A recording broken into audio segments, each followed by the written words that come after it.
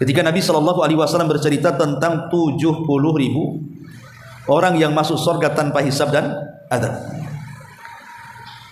Kemudian Nabi SAW menyebutkan ciri-cirinya atau sifat-sifatnya, bukan orangnya. Kata Nabi SAW, orang yang akan masuk surga tanpa hisab dan azab dari 70.000 itu adalah pertama orang yang tidak minta diruqyah, yang kedua orang yang tidak minta diobati dengan kain besi panas, yang ketiga orang yang tidak tatayur, dan yang keempat orang yang bertawakal kuat kepada Allah. Kemudian ada sahabat yang bernama Ukasha ibn Mihsan. Dia mengatakan, ya Rasul, doakan aku termasuk mereka. Maksudnya 70.000 yang masuk surga tanpa hisab dan azab. Kata Rasul, anta minhum, engkau termasuk mereka. Tiba-tiba semua para sahabat ingin juga mengatakan, doakan juga kami wahai Rasul, doakan juga kami wahai Rasul. Tapi Rasul mengatakan apa? Sabaqakum biha Ukasha.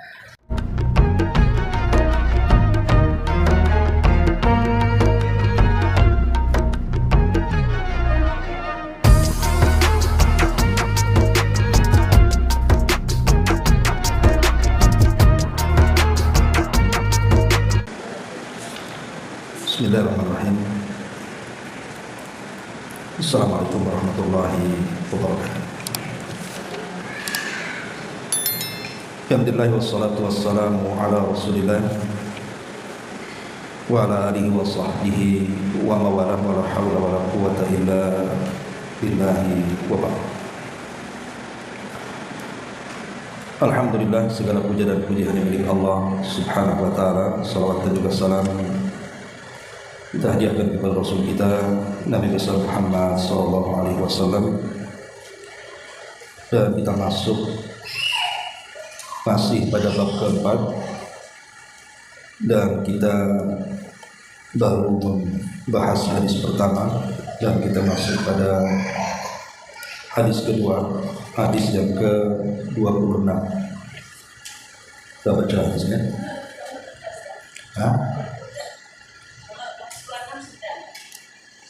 Sudah. Iya, tapi belum dijelaskan. Kemarin dibaca aja. Kemarin fokus di pembahasan mani, ya. Mani, mati, dan wadi. Gak apa-apa, kita ulang.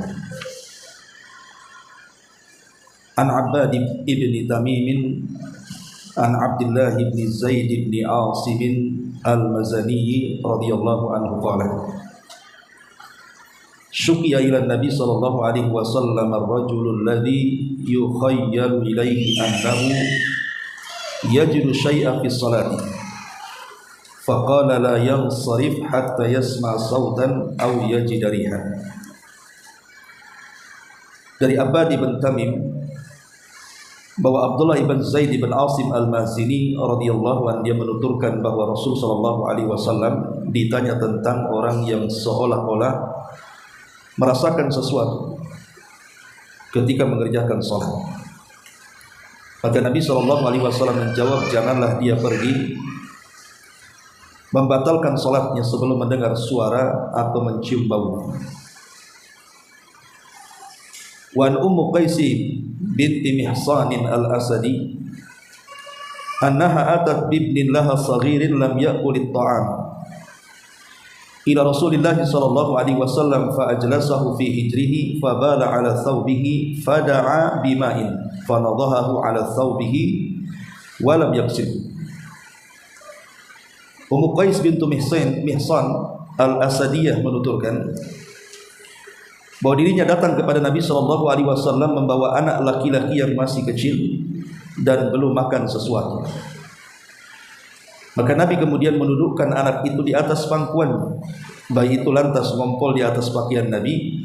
Beliau meminta air lalu memercikannya pada pakaian dan tidak membasuhnya. Baik. Ma'asyiral muslimat yang dimuliakan Allah Subhanahu wa taala. Hadis yang ke-26. Hadis ini menjelaskan kepada kita di antara perkara-perkara yang termasuk membatalkan salat adalah mengeluarkan angin atau kentut, baik sifatnya memiliki suara atau tidak memiliki suara, dan mencium baunya. Kalau kita perhatikan hadis ini, ada satu faedah besar tentang larangan mengikuti waswas. Dalam hadis ini ada larangan bagi kita kaum muslimin untuk mengikuti waswas. Karena di sini laki-laki dalam hadis ini dia dihayalkan dalam salat. Seolah-olah ada waswas dalam hatinya bahwa dia mendapati sesuatu. Boleh jadi dalam bentuk bunyi dalam perut kita atau yang lainnya. Maka Nabi SAW untuk menghilangkan was-was dari orang ini langsung memutus dengan mengatakan la yansarif, jangan kau batalkan sholat, karena itu hanya was-was saja. Artinya kalau hanya suara perut maka tidak membatalkan sholat, karena sifatnya di dalam. Lain kalau sudah keluar, kentut ataupun buang hajat kecil ataupun besar kan sudah keluar. Tapi kalau masih di dalam, jangan bercerita tentang kentut dalam perut. Dalam perut ini macam-macam ada kan itu. Termasuk kotoran, najis ataupun kencing ada semua dalam perut. Tetapi selama itu berada di dalam maka tidak mempengaruhi sholat, kecuali kalau keluar, maka itu baru mempengaruhi sholat. Dari sini Nabi SAW ingin menasihati kepada siapapun yang terkena was-was untuk meninggalkan was-was, karena was-was ini sangat bahaya. Lalu apa penyebab kenapa kemudian seseorang itu terjadi was-was dan apa cara mengobatinya? Karena ini banyak sekali pertanyaan seputar was-was di sini. Masyiral muslimat yang dimuliakan Allah Subhanahu wa taala. Al-Imam Ibnul Qayyim rahimahullahu taala ketika bicara soal was-was ini, beliau mengatakan bahwa was-was itu tidak terjadi kecuali karena dua perkara. Jadi was-was syaitan untuk mengganggu anak Adam itu tidak terjadi kepada seseorang kecuali karena dua perkara penyebabnya. Yang pertama, kata beliau, was-was itu ditimbulkan karena kerusakan akal. Jadi akal seseorang sakit. Dari sini kita tahu bahwa was-was itu tidak mesti dari setan. Bisa saja karena terganggu kesehatan, mungkin masalah hormonnya atau apanya, sehingga menimbulkan was-was. Maka yang seperti ini seseorang harus datang ke dokter, khususnya ke psikiater atau dokter-dokter yang memang menangani kejiwaan. Karena boleh jadi mungkin ada masalah di akalnya, boleh jadi mungkin karena kecelakaan kemudian terbentur kepalanya, atau karena kesehatan terganggu maka menjadikan seseorang mudah was-was. Ini yang pertama. Dan yang kedua tentunya disebabkan karena gangguan syaitan. Dan itu yang banyak. Ya, yang banyak seseorang itu terjerumus kepada was-was itu karena gangguan syaitan. Memang setan sengaja untuk mengganggu ibadah kita supaya tidak diterima Allah Subhanahu wa taala. Dan was-was ini juga terjadi bukan hanya dalam bab ibadah. Dia masuk pada segala lini kehidupan manusia, baik dalam bab akidah, baik dalam bab ibadah, baik dalam bab muamalah, itu was-was masuk di situ. Contohnya umpamanya dalam bab akidah. Contohkan para ulama was-was dalam bab akidah. Terkadang syaitan ini masuk dalam akidah seseorang, kemudian dihayalkan dalam pikirannya tentang siapa yang menciptakan langit, siapa yang menciptakan bumi, siapa yang menciptakan gunung-gunung dan lautan, dan berakhir kepada pertanyaan siapa yang menciptakan Tuhan. Dan ini kan menjadi was-was. Awalnya tidak ada masalah, dia berpikir siapa yang menciptakan langit, ya jawabannya Allah. Siapa yang menciptakan bumi, ya jawabannya Allah. Begitu juga gunung, lautan dan yang lainnya. Tapi setan kemudian masuk memberikan was-was sampai pertanyaannya siapa yang menciptakan pencipta. Kalau seandainya semua makhluk diciptakan Allah, lalu siapa yang menciptakan Allah?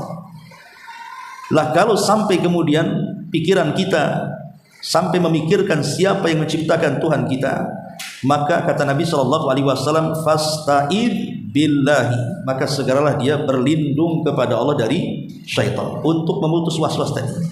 Langsung kita tahu, jangan diteruskan, karena pertanyaan ini sudah mengarah kepada pertanyaan kufur ya. Ini dalam bab akidah. Kemudian yang kedua, terkadang was-was juga masuk dalam bab ibadah, dan ini yang paling banyak. Yang paling banyak itu was-was masuk dalam bab ibadah. Entah masuk dalam sholat, entah masuk dalam wudu, entah masuk dalam puasa, dan begitu seterusnya. Makanya kita lihat orang-orang yang terkena penyakit was-was dalam ibadah ini cenderung hulu dalam ibadah, cenderung berlebihan melampaui batas dalam ibadah.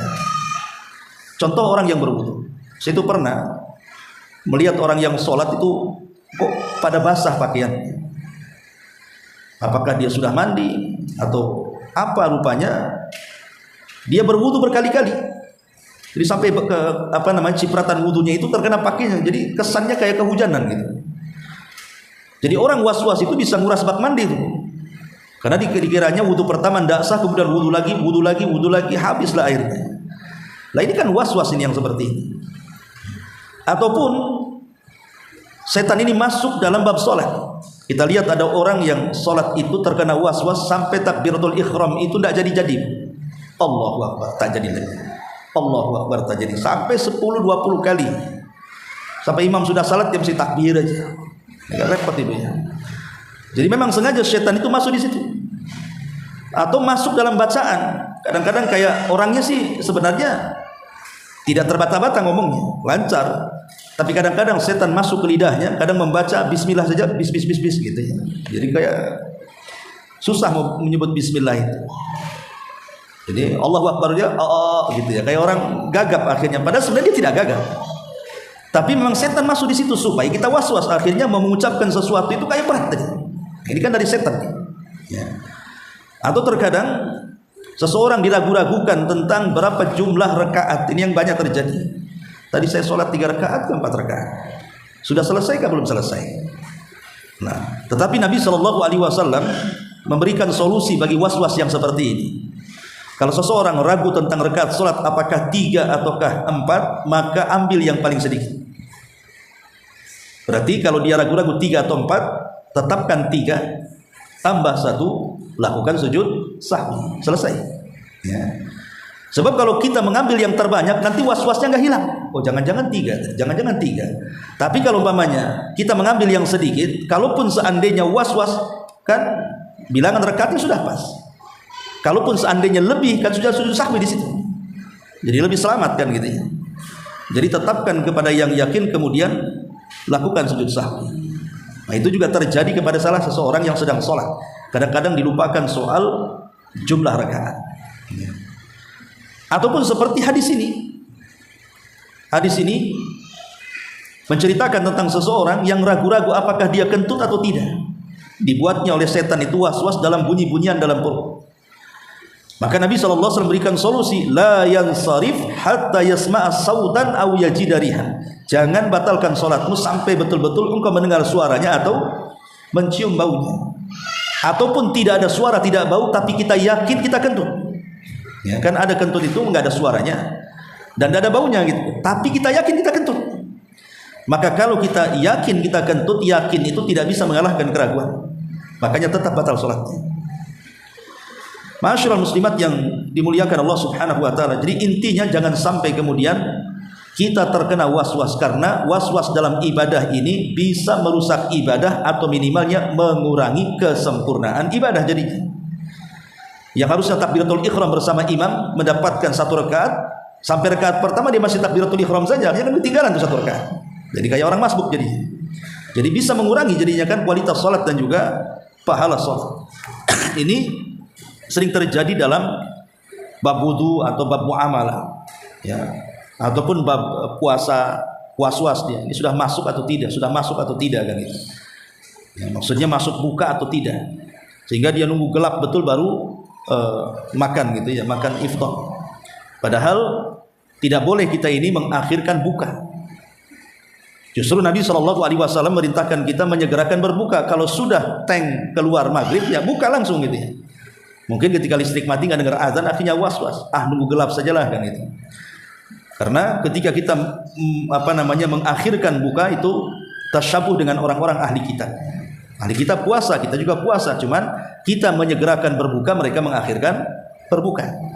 Tapi sengaja setan membuat puasa supaya ibadah kita menyelisih sunnah Nabi sallallahu alaihi wa ala alihi wasallam. Masyaallah muslimat yang dimuliakan Allah Azza wa Jalla, ataupun masuk dalam bab muamalah. Was-was itu masuk dalam bab muamalah. Baik, seseorang sudah janji hendak membeli sesuatu dan sudah deal. Artinya sudah selesai akadnya. Tinggal bayar saja dan menerima barang. Terkadang setan lupa, setan datang melupakan kita. Tadi kita sudah ada akad atau tidak? Ada akad atau tidak? Padahal sudah ada kan itu. Ataupun mungkin masuk dalam muamalah yang lebih luas dalam rumah tangga. Terkadang suami sampai was-was apakah saya menceraikan istrinya atau tidak. Nah itu masuk ke situ. Jadi was-was ini memang sangat bahaya sekali karena memang syaitan sengaja untuk merusak anak Adam. Masyaallah muslimat yang dimuliakan Allah Azza wa Jalla, Al-Imam An-Nawawi rahimahullahu taala ketika memberikan catatan kepada hadis ini, beliau mengatakan ma'nahu, ketika beliau mengatakan dari kalimat la yansarif hatta yasma sautan aw yajida rihan, sampai kamu mendengar suara atau baunya, beliau mengatakan ma'nahu, maknanya ya'lamu wujuda ahadihima, dia mengetahui adanya salah satu dari keduanya, wala yushtaratus sama wasam, dan tidak disyaratkan harus mendengar suara atau mencium bau, bi ijma'il muslimin, dengan kesepakatan kaum muslimin. Wala farqa fi syakki baina an yastawi al ihtimalani fi wuqu'il hadathi wa adami aw yatarajjah ahaduhuma aw yaghlib ala dhannihi fala wudu'a alaihi bi kulli halin. Ataupun umpamanya seseorang ragu-ragu antara kentut atau tidak, ya. Maka ragu-ragu ini dan keraguan-raguannya ini anggap saja umpamanya 50-50. Maka tidak boleh kemudian kita mengikuti keraguan-raguan tersebut, tetapi kembalikan kepada hukum asal. Umpamanya 50-50 ini, tadi saya keluar angin atau tidak ya dalam sholat, ya, perasaan keluar tapi enggak kan itu ya. Ini kan ada 50-50 nih. Maka kalau yang seperti ini jangan mengikuti was-was, tapi kembalikan hukumnya kepada hukum asal. Hukum asal, ibu sedang sholat berarti punya wudu. Namanya orang sholat pasti punya wudu kan begitu. Itu hukum asalnya. Berarti tetapkan kepada hukum asalnya, batalkan was-wasnya. Berarti ibu masih sah sholat. Beda kalau ibu belum wudu, kemudian timbul was-was, saya sudah wudu atau belum? Ya belum wudu lah kan gitu. Namanya belum wudu.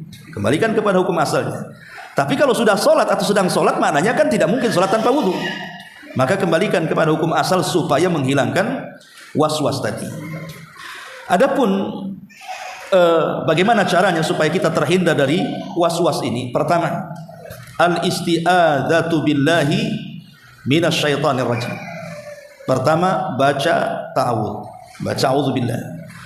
Kita berlindung kepada Allah Subhanahu wa taala dari syaitan, karena memang was-was itu kebanyakan datang dari setan. Walaupun ada tadi saya katakan was-was itu datang dari kesehatan. Dan ini paling mujarab. Karena Allah Subhanahu wa taala mengatakan wa imma yanzaghannaka minasyaitani nazghun fasta'idz billahi innahu samiul alim. Apabila datang kepadamu gangguan dari setan berupa was-was, maka segeralah ta'awudz, meminta perlindungan kepada Allah Subhanahu wa taala. Ini yang pertama. Yang kedua, al-ilmu. Ilmu. Yang bisa menghilangkan was-was itu adalah ilmu. Karena orang jahil selalu was-was. Selalu was-was gitu, ini boleh atau tidak? Haram apa halal? Ya, yang ini tuh bid'ah atau sunnah? Ya, jadi orang yang jahil itu selalu was-was tentang hukum karena dia tidak punya pengetahuan tentang itu. Akhirnya menerka-nerka. Maka supaya menghilangkan perasaan was-was itu belajar. Karena dengan ilmu itulah bisa menghilangkan was-was. Akhirnya dia punya pengetahuan tentang bagaimana cara menghadapi was-was. Kemudian yang ketiga, al-mudawamatu ala adzkar. Kalau bisa senantiasa berzikir kepada Allah Subhanahu wa taala. Karena zikir itu salah satu benteng kita menghadapi setan. Kemudian yang keempat, qat'u al-irtirsali.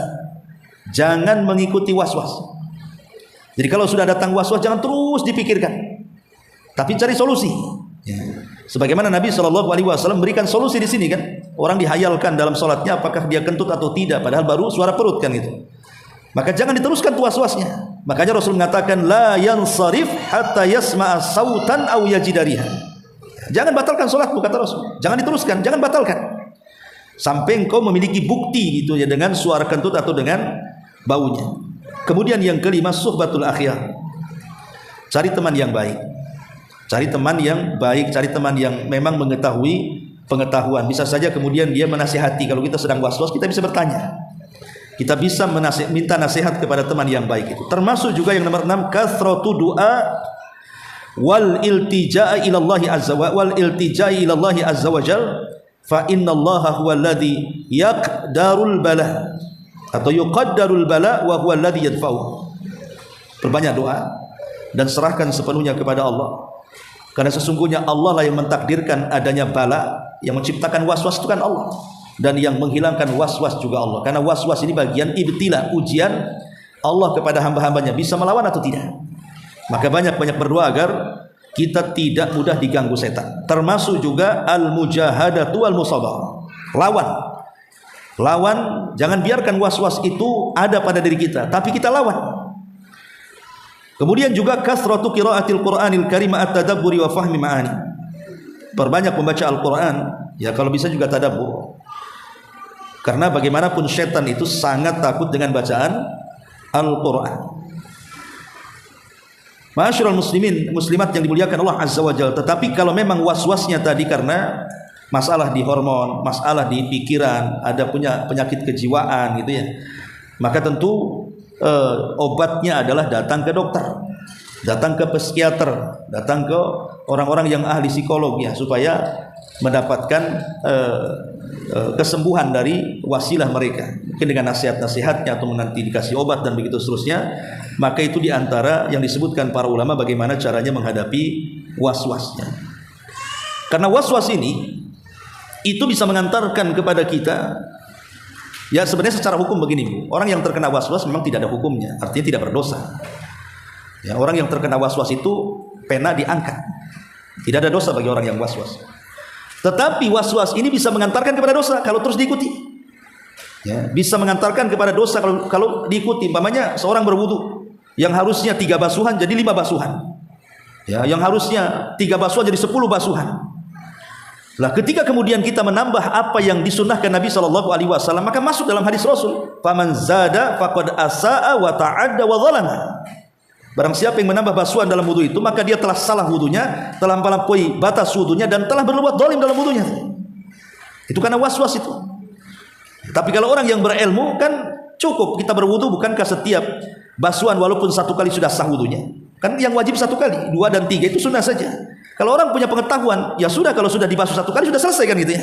Tapi orang yang was-was ini tidak, dia rasanya nambah terus, kayaknya setan sengaja masuk, perbanyak basuhan nanti supaya makin sempurna, makin bersih.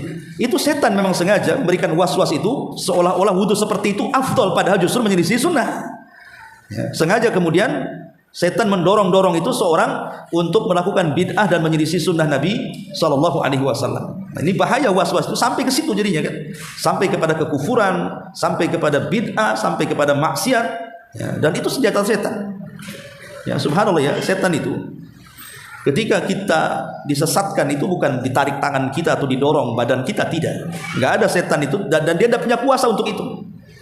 Setan itu tidak punya kuasa mendorong badan kita supaya jatuh ke maksiat, tidak. Atau ngajak-ngajak tangan kita gitu, yang nyeret-nyeret, ayo kita mabok, ayo kita zina. Nggak ada setan itu seperti itu. Dan setan tidak punya kuasa untuk itu. Setan itu hanya membisikkan saja. Ya, dia datang ke hati kita, kemudian dibisikkan saja itu. Tapi bisikan setan itu memang luar biasa. Lihat Nabi Adam alaihissalam, gara-gara dibisikkan setan pada Allah subhanahu wa ta'ala sudah banyak memberikan nikmat di sorga itu, seolah-olah Allah katakan, ya Adam, semua yang ada di sorga itu halal makan kecuali 1. Dari ribuan nikmat yang ada di sorga itu cuma 1 tidak boleh dekati. Tapi setan datang kepada Adam, dibuatnya penasaran dengan pohon yang 1 itu. Coba kemudian setelah penasaran nengok pohon itu, dimasuki lagi was-was, udah petik aja, makan aja. Akhirnya pula makan terus dari sorga. Nah kalau sekelas Adam alaihi salatu wassalam, Abul Bashar, manusia pilihan, bisa melanggar larangan Allah subhanahu wa ta'ala hanya karena mengikuti was-was syaitan, bagaimana pula kita? Makanya tadi saya katakan harus banyak-banyak berzikir, ta'awud, baca Quran, dan begitu seterusnya dari solusi yang sudah saya jelaskan tadi. Ma'asyiral muslimat yang dimuliakan Allah Subhanahu wa taala. Disebutkan dalam hadis dari Utsman ibn Abil As bahwa dia pernah mendatangi Nabi sallallahu alaihi wasallam. Kemudian dia mengatakan, "Ya Rasulullah, inna syaitan qad hala baini wa baina salati wa qiraati." Ya Rasulullah, sesungguhnya setan telah menghalangi antara diriku dan salatku dan antara diriku dan bacaan salatku. Yulabbisu alayya, berusaha untuk membuat talbis, keraguan-raguan. Faqala Rasulullah sallallahu alaihi wasallam, maka Rasul mengatakan, "Dzaka syaitanu." Itulah perbuatan setan. Yuqalu lahu Hinzam, yang diberi nama Hinzam. Fa idza ahsastahu, kalau engkau merasakan sudah ada gangguan dari setan Hinzam ini, fata'awwad billahi minhu, segera berta'awud kepada Allah dari gangguan setan. Wadful ala yasarika thalathan, ludahkan ke arah kiri 3 kali. Kemudian kata Utsman ibn Abil As, fa fa'altu dzalik fa adhabahu Allahu anni, maka aku lakukan seperti itu, maka Allah hilangkan perasaan was-was pada hatiku. Lihat, Nabi SAW menyebutkan tentang bahaya was-was setan, sampai-sampai disuruh ta'awud kemudian meludah ke arah kiri 3 kali. Dan ini juga sebagai penguat daripada hadis Abbad ibn Tamim ibn Abdullah ibn Zaid al-Asimi al-Mazani rahimahullahu ta'ala radhiyallahu anhu. Ma'asyiral muslimat yang dimuliakan Allah Subhanahu wa taala, ini diantara faedah hadis ini ya. Lebihnya mungkin sudah saya jelaskan pada minggu yang lalu. Kita tekankan pada perkara was-wasnya saja. Karena ini yang paling bahaya sekali. Sampai-sampai ada seorang ikhwan itu waktu saya kajian di Muhajirin, itu terkena was-was. Jadi dia selalu bertanya, "Ustaz, apakah wudu saya sah?" katanya. "Kenapa?" "Karena saya kalau kencing," dia bilang, "kencing nih. Kemudian sudah saya basuh, sudah saya bersihkan kemaluan saya, tapi setelah saya pakai celana terasa kayak ada ya mungkin semacam keluar sedikit, dan itu selalu, wahai Ustaz," katanya. Jadi akhirnya saya ragu-ragu, ya saya ambil wudu lagi, terkadang diulang 2 kali wudu, kemudian saya sholat, katanya. Lah yang seperti ini kan was-wasnya kan ya. Padahal para ulama ketika bicara seperti ini, kalau kita kencing dan kita sudah cebok ya, kalau umpamanya di tengah jalan mungkin ada perasaan keluar sedikit, itu tidak ada masalah, dimaafkan oleh para ulama. Ya, sebab kalau seandainya perasaan itu diikuti, nanti berapa kali kita wudu tuh, nanti habis wudu gitu lagi, wudu lagi, segitu lagi, wudu lagi. Memang setan sengaja di situ. Coba perhatikan hadis Nabi sallallahu alaihi wasallam ketika Rasul mengatakan, apabila sandalmu kemudian terkena kotoran najis, apa kata Rasul? Cara membersihkannya cukup digosokkan ke tanah 1 kali, itulah cara pembersihannya. Pertanyaannya, sandal yang menginjak kotoran, umpamanya ada kotoran manusia keinjak sandal, kemudian digosok 1 kali ke tanah, pertanyaan bersih atau tidak? Nggak akan bersih. Walaupun mungkin bersih kotorannya, baunya juga masih ada kan. Tapi Rasulullah SAW mengatakan begitulah cara pembersihannya. Tidak pula kemudian kita berpikir itu kan masih kotor, berarti kita harus cuci lagi. Itu sudah ta'addi namanya, menyelisih sunnah kan gitu. Yakin sajalah sudah bersih, kata Rasul, bersih, bersihlah, selesai gitu. Ataupun namanya seseorang yang kata Nabi SAW, pakaian perempuan itu kan kadang-kadang melebihi 1 jengkal dari mata kaki atau mungkin lebih kan, diseret kan gitu ya. Apa kata Rasul? Kalau seandainya pakaian depannya itu terkena najis, kemudian setelah itu tersapu tanah, maka sudah dianggap bersih itu, tidak perlu dicuci lagi kan.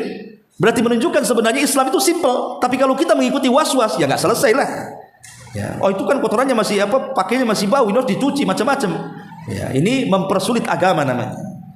Maka kewajiban kita adalah mencukupkan perintah Nabi. Kalau Nabi mengatakan A, lakukan, Anda perlu ada was-was di situ.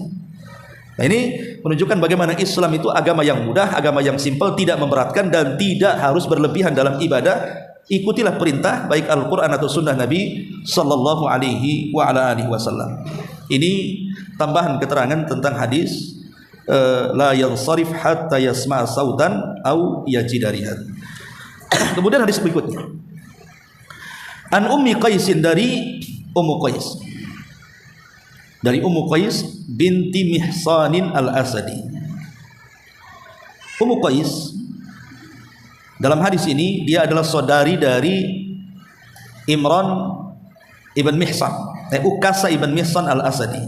Ingat pada hadis ketika Nabi SAW bercerita tentang 70.000 orang yang masuk surga tanpa hisab dan adab.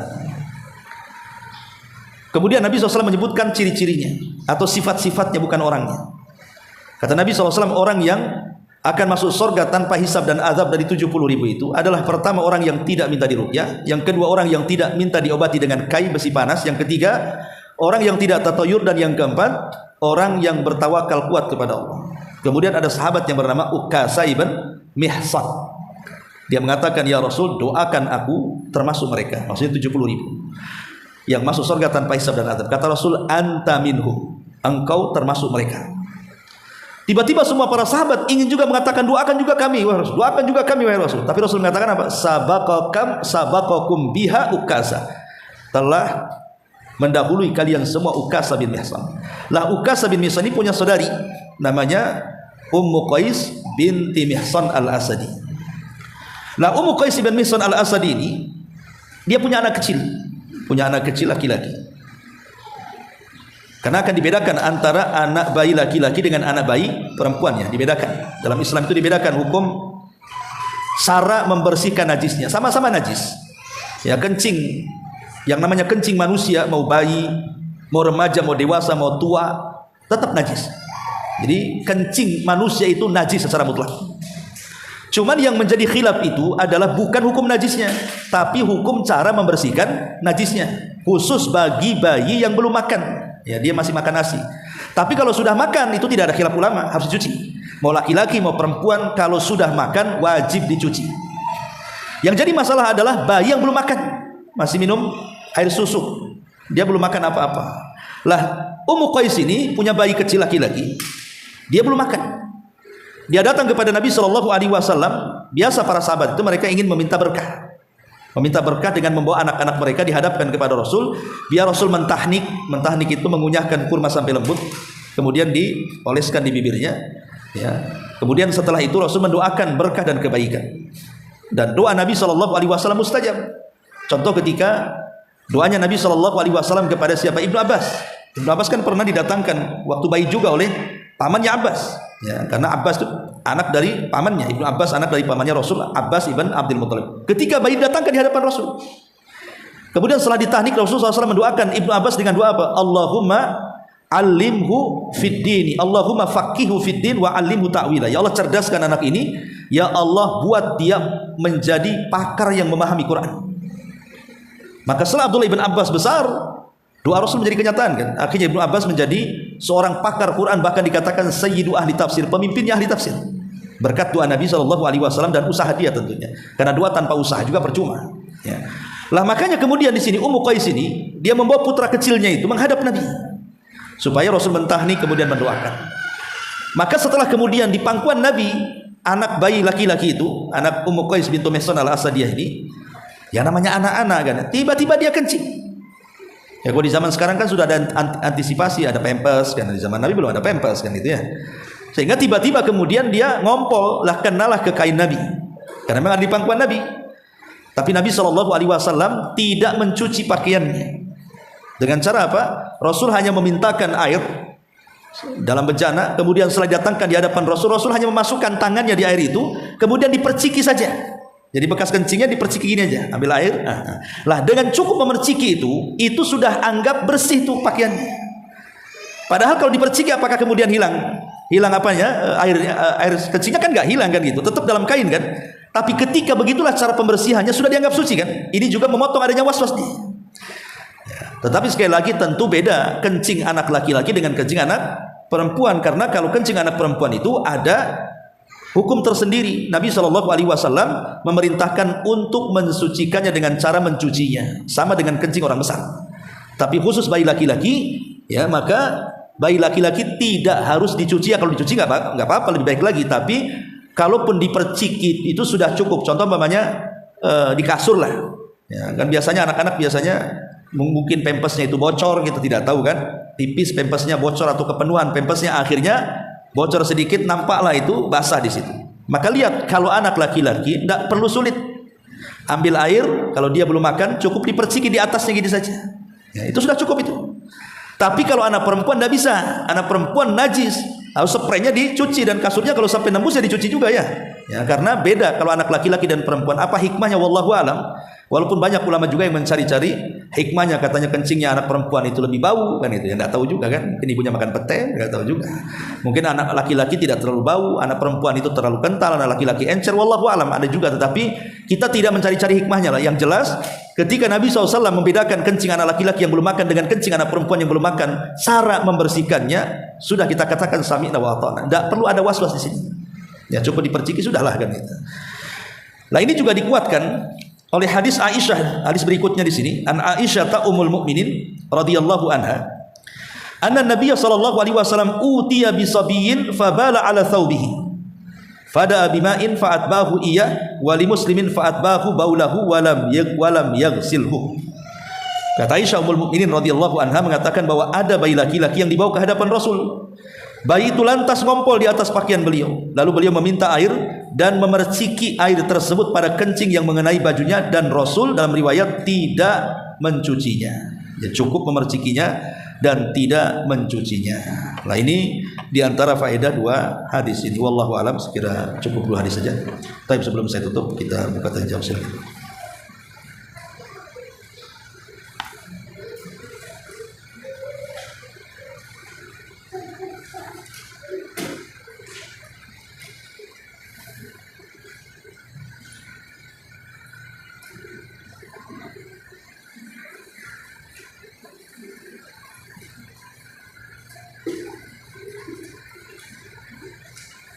Nggak ada?